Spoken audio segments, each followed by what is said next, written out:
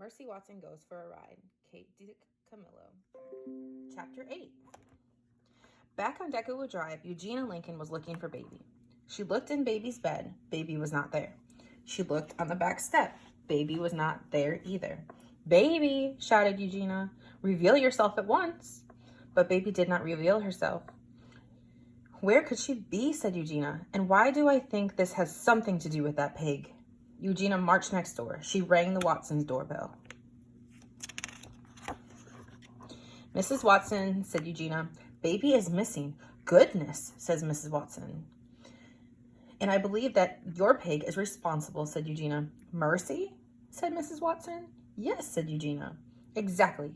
But Mercy is not here," said Mrs. Watson. "She is on her Saturday ride with Mr. Watson." Eugenia turned and looked down the road. "Folly," she said.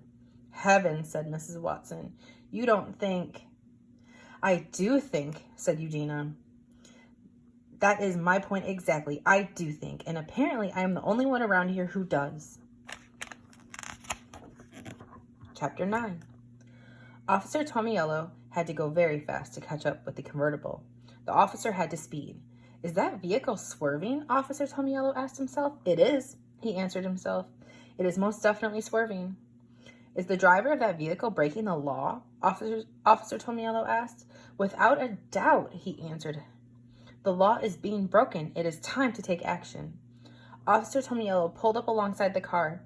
He shouted into his bullhorn, "Pull over!" The driver turned. The driver looked at him. The driver oinked. "Is that pig behind the wheel?" Officer Tomiello asked himself. "Yes," he answered himself. "Yes, that pig is most definitely behind the wheel." Again, Officer Tomiello shouted into his bullhorn, "Pull over! Pigs cannot drive cars! Pull over immediately!" "He is absolutely correct," said Mr. Watson. "Pigs cannot drive cars, and I would like to pull over, but I can no longer feel my legs. Therefore, I cannot step on the brake pedal. Therefore, I cannot stop this car." "Oh dear," said Baby, "I think we are in trouble." Chapter 10. Back on Deckerwood Drive, Mrs. Watson invited Eugenia inside. "There's no point in worrying alone," Mrs. Watson said. "Come in and help me fix a snack for my darlings." Mrs. Watson brought Eugenia into the kitchen.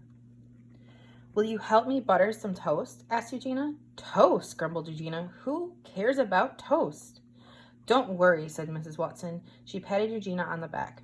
"If Baby is with Mr. Watson, then she is just fine. Mr. Watson is an excellent driver." "He is a menace," said Eugenia. "Pardon?" says Mrs. Watson. "Nothing," said Eugenia. She picked up a piece of toast.